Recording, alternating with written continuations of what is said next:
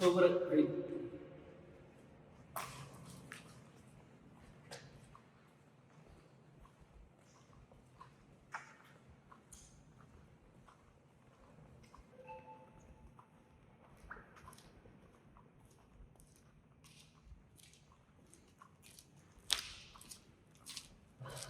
అంటే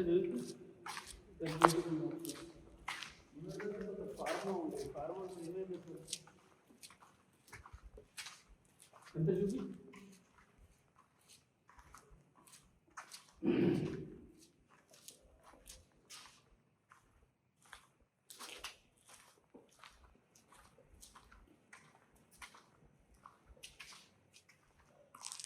ఇది 1000 పడకల హాస్పిటల్. హరీష్ రావు ఎంతో ప్రతిష్టాత్మకంగా ఆరోగ్య శాఖ మినిస్టర్గా ఉండి 1000 పడకల హాస్పిటల్ ఓపెన్ చేస్తున్నామని డబ్బా కొట్టి ఇక ఇది 1000 పడకల హాస్పిటల్. ఇదంతా అంటే పేరుకే ఒక 2 రోజులు హడావిడి చేసిండు.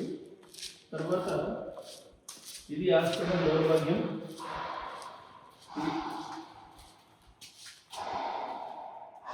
ఈ సిద్దిపేట ప్రజలకు అందుతున్న వైద్యం. బంగారు తెలంగాణ అంటాడు ఈయనకట. ఇంకొక 3 నెలలు ఇస్తే ఏదో నీళ్ళు పట్టుకొస్తాడట. హాస్పిటల్లోకి నీళ్ళు వచ్చినాయి, చూసుకో. ఫస్ట్ హాస్పిటల్లోకి నీళ్ళు వచ్చినాయి, నేను తెలంగాణకు మొత్తం నీళ్ళు తీసుకురావాలా. ఒక ఆరోగ్య శాఖ మినిస్టర్ గుండి ఈ హాస్పిటల్ చక్కబెట్టే చాతగా నువ్వు పెద్ద పెద్ద మాటలు మాట్లాడుతావు. ఏమైంది 1000 పడకల హాస్పిటల్లో నిధులన్నీ ఏమైనాయి? ప్రజలకు అందాల్సిన సౌకర్యాలు ఏమైనాయి? ఆ ఒక్క వారం రోజుల కోసం ఎలక్షన్ ముందట హడావిడి చేసిందంటే, కేవలం ఎలక్షన్స్ కోసం హడావిడి చేసి ఇది రిబ్బన్ కటింగ్ చేసాడు. అసలు మొత్తం కాకుండా ఎట్లా రిబ్బన్ కటింగ్ చేసాడో నాకు అర్థమవుతుంది. ఇది సిద్దిపేటలో అభివృద్ధి అని చాలామంది సన్నాసులు మాట్లాడతారు. వానికి తాడుబగరం తెలిగినోడు అభివృద్ధి ఇదే అభివృద్ధి విడెప్పిండి. కొంచెమైనా సిగ్గుపడాలి.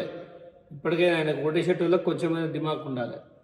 మా హరీష్ అన్న అని. రేపు నీ అమ్మకు అయ్యొక రోగం వస్తే గిల్ల చేస్తావా ట్రీట్మెంట్? ఈ నీళ్ళలో చేస్తారా ట్రీట్మెంట్?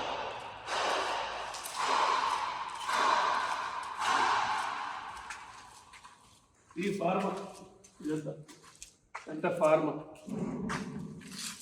దౌర్భాగ్య పరిస్థితిలో ఉంది.